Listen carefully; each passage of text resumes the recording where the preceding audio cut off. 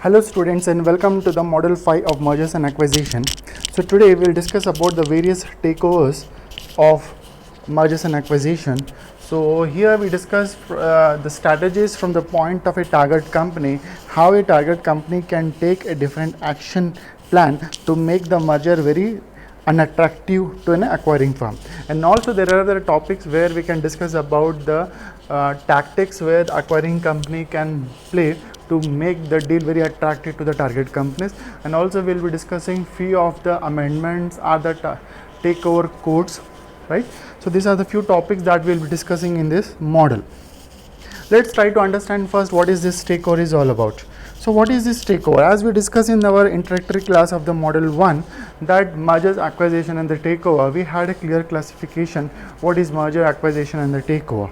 So here a takeover, it's simple, it means acquisition of a control of a company. So takeover is about acquiring the control, and a control in the form of ownership over a other company, right?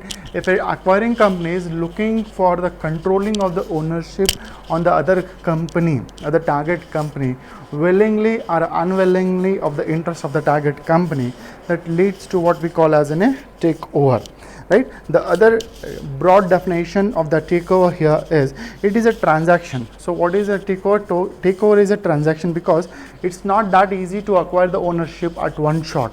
It requires a detailed or a numerous transactions which requires from the different sources, the different interval of time to acquire the ownership, right? So that's reason a takeover is called as a transaction or a series of transaction whereby a person or an individual, it can be an individual person, it means a normal shareholder, or it can institute or in a company or in a financial intermediary can also buy the share in the other company, right?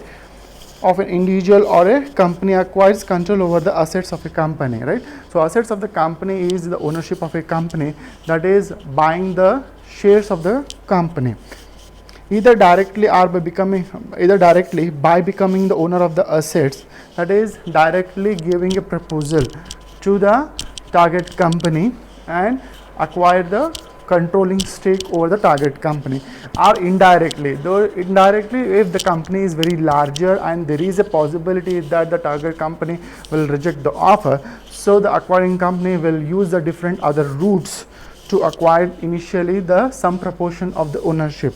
So it is indirectly by obtaining the control of the management of the company. This is what a conceptual definition of a takeover, right? So we'll look at the different kinds of the takeover here. So we come across different kinds of a takeover. One is the friendly takeover, the hostile takeover and the bailout. So what happens in the friendly takeover is like a directly controlling the stake, directly giving the offer by an acquiring company to the target company to control the stake over the target company, right, between the two companies. That is friendly takeover. What happens here? The target company feels very attractive and will directly sell the stake to the acquiring company. So in the directly takeover, what happens here is negotiation settlements often involve bargaining are called friendly takeovers. Here the acquirer does not have to resort to aggressive tactics like proxy contacts, tender offer, etc.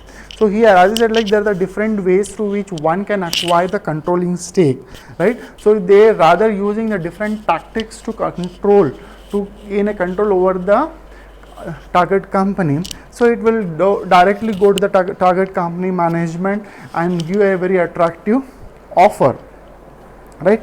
And there is a possibilities of negotiation because since acquiring company is very interested and the target company will negotiate with the price and possibly the deal gets takeover. So we call that as a friendly takeover, right?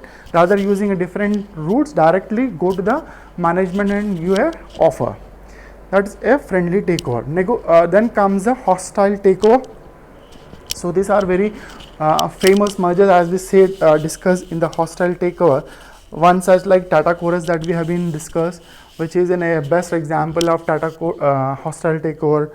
Or you can take the example of Arcelor and Mittal is also one of the right example for the hostile takeover merger. So what happens in the hostile takeover here is, it is an unwanted offer and a surprise bid made by potential acquirer. So it is like unwanted because the target company is not been prepared. They don't have any option to think about the offer, or there is no time to take any action or defensive plan so that they can protect the company from the acquiring company, right? So it is called as a surprise bid or unwanted offer. Unwanted offer means, so target company is not willing to sell the business, right? So that's lead to an unwanted offer. The management is not ready to sell the business. That might be an unwanted offer. So here there is a potential acquirer. The acquirer is very potential. He is very financially sound, strong. That strongly opposed by the target company. What happens here is, it has been opposed by target company to accept the offer. There might be a various reason. One would be the agency theory, where the management wants to protect their position, so they don't want to accept the offer. There would be other possible reasons, can be the cultural differences, because of which they don't want to get into the merger, or the legal issues, right? So there would be various reasons why the target company is not willing to accept the merger, and it is opposing the offer made by the acquiring company, right? So but here the potential buyer, that is acquiring company, is not willing to let it down the offer. So aggressively he use a different tactics. So we will be using the looking more detailedly to know few. The tactics are like bear hug, right? Surrendering, giving a very attractive offer to the like the promoters, right? Proxy context, creating the problem within the board. As you know, that board has a different members, dependent and the independent directors, right? So try to create the difference in the voting, difference in the opinion among the members of the board. And the tender offer is directly going to the public, right? Bypassing the management and directly going to the public. With the help of media, newspaper, they give the best offer to the shareholders and acquire the ownership directly from the shareholders. Starting from the minority shareholders, they start acquiring, and once they acquire the majority ownership, then they will come back to the rest of the other institutional investors and acquire the control over the company. This is how it happens in the hostile takeover bid, right? And the third kind of a takeover that we come across is a bailout takeover. In the case of bailout takeover, it is neither is a directly or neither is an indirectly. It is usually happens a takeover where the target company has become a sick unit, right? It has become a debt, and it has a control. All the assets of the target company is been collateralized with any of the banks or the financial institutions. So here what happens, the financial institution, to recover the funds or the loans which has been given to the target company, and the target company is not in a position to repay. On such cases, what happens, the financial institution come forward and try to go for an auctioning of the assets of any target company. In this case, there would be a possibilities of different acquirers with a different bids, different prices. So here the acquiring company has to win in the auction process by bidding the best price for the assets of the target company, right? So this is the other form of a takeover, that is a bailout takeover, right? These are the different kinds of takeover, that is friendly, hostile, and the bailout takeover.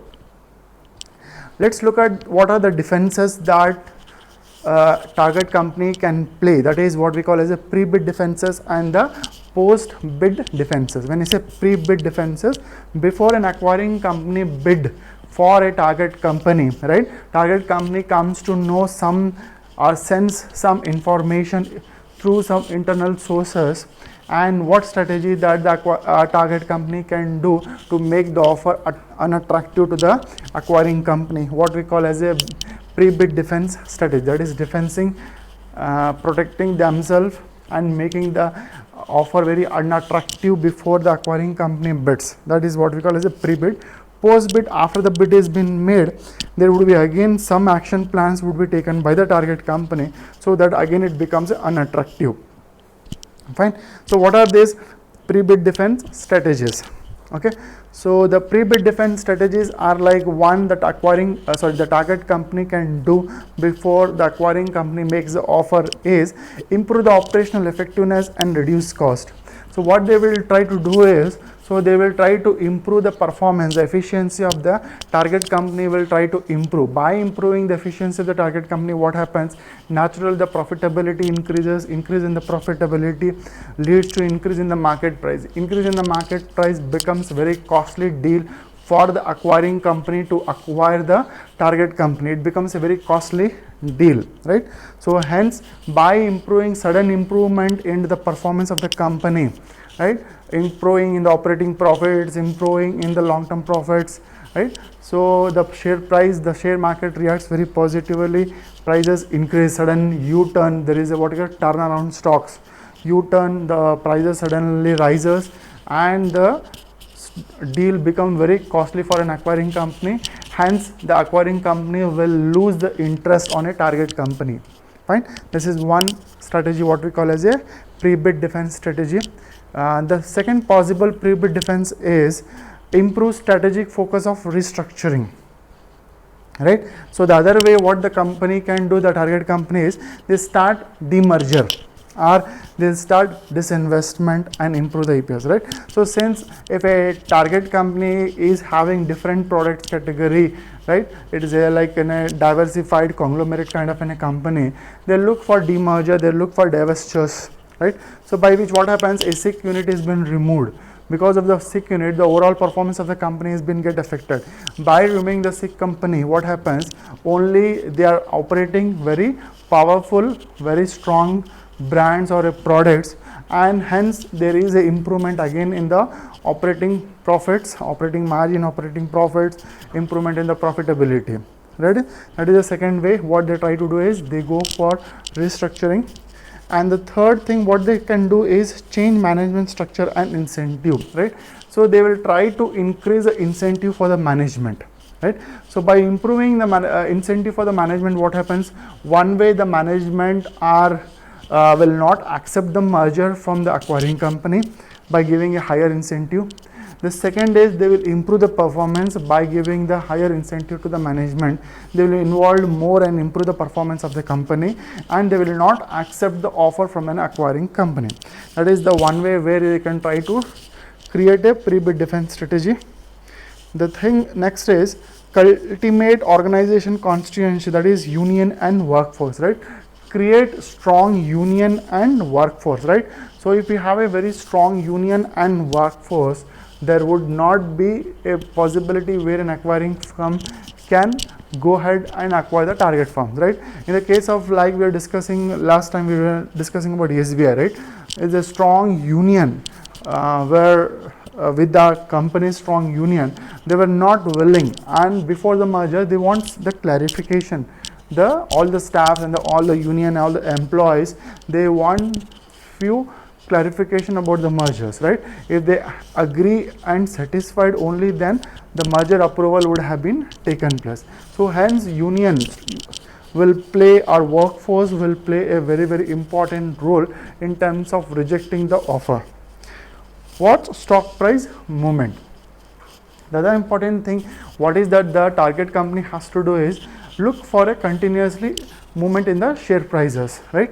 Because what happens if the acquiring company is using the path of tender offer, right? They go to the market and buying the shares from the stockbroker, there is a increase in the volume of the share. Increase in the volume of the share, that will lead to the increase in the price of the share. So they had to monitor continuously what is the change, what is the volatility into the share price movement, right? How much is the price is been changing, how much is the volume is been changing, who is buying, right? This is where a strategy has to be played by the target company to monitor who is buying the shares of a target company, right? So these are what we'll call as a pre-bid defense strategies, right? So next, look at post-offer defense strategies. What are these? Post-offer means post-offer are those strategies where when the acquiring company is already made a bid, which is already made an attempt to the target company has given an offer. So once the offer has been given, yet the target company has not responded to the acquiring company. So what is that a target company can do to make the bid given by the acquiring company, make the offer very unattractive to the acquiring company? So what they can do is first response and preemption letter, that is inform target shareholders not to accept, right? So what they do is immediately once the offer has been made by the acquiring company to the target company through the directly or indirectly, the target company first it will inform to all the shareholders of the company by sending an email saying that not to accept the offer given by the acquiring company, right? So because when the shareholders sell the share, only the target acquiring company can buy the share and control the ownership. So hence what the target company will do, it will send an email, right, to all the shareholders and asking them not to sell the shares because the offer is not so attractive. Fine. This is one post bid offer defense strategy. The second would be the defense document, right? Praise own performance and attack on the acquiring performance track record. So defense document, what happens here is, here the target company will try to attack onto the performance of an acquiring company. It might be in the form of like financial soundness of the company, or in the form of like operational, or in terms of like managerial, right? So they may attack onto the performance, past performance of the acquiring company's balance sheet and show that they are having very weak balance sheet, and the offer which is been given by this company, they may not be able to manage the target company, right? So that is attacking onto the balance sheet, past balance sheet of the acquiring company, and show that acquiring company has a very poor finance, poor accounting, or poor financial performance. Then profit report and forecasting. Forecast improved profits to current year to make offer look cheap, right? So what happens here is target company will try to show a very prospective future earnings, because that makes the valuation very higher. So valuation, what it is being made currently, it looks very cheaper because the future cash flows of the company are very strong. That is where the target company shows and make the price which is being quoted by the acquiring company to be very cheaper, right? Promise higher returns, increase higher returns to the shareholders than acquirers. So what they can do is the target company can promise a better returns to the existing shareholders and request them not to sell the share and hold it onto the share, because there is a strong future growth for a target company. Share support campaign can also be done by the target company. They look for a white knight. What white knight they look for is, they can look for a better person, right? White knight is a other company which is not a company which is of acquiring company, other company who can buy the share but not interested into the controlling of the target company, right? So that is where they can look for a white knight. White knight is nothing but a person who will support financially but is not interested in the controlling the stake. He is not interested in control of the company. Regulatory appeal, what the company can do is they can look for a, or they can lodge a complaint against the antitrust law, that is antitrust authority, to block the deal, right? If it is going to create a monopoly, the deal is going to create monopoly possibly where the court will not accept the proposal. There are so many such cases as we see that it is not been accepted by the court. They are almost about to get deal, but it get cancelled because it proved by the court that it is going to create a monopoly. Acquisition and disinvestment, right? Buy a business to make the target company bigger, sell the unit of a crown, that is acquisition. What the target company will do is, target company will acquire other business units, right? By acquiring other business units, what happens, the value of the target company will increase, right? Then the other thing what they can do is a crown jewel. Crown jewel is nothing but a very strategic unit on the different business units of a target company. They will try to separate that unit, and or they will try to create their own its own entity, or they will sell, which is very strategic business. right? The company may have a different products. Out of the different products, one product might be very strategic, very strong brand, right? So because of that, the acquiring company wants to acquire the target company. What the target company will do here is they will sell that strong brand to other company, so that acquiring company will lose the interest in the target company. Then what they can do is red herring. They can look at, that is, attack predators on peripherals matters, right? Red herring nothing but what are the proposal it has been given, right? So the timing, the post acquisition, the legal aspect, the financial aspects, right? So attacking onto the proposal of an acquiring company and finds the loopholes into the proposal. Then advertisements, look for the media support.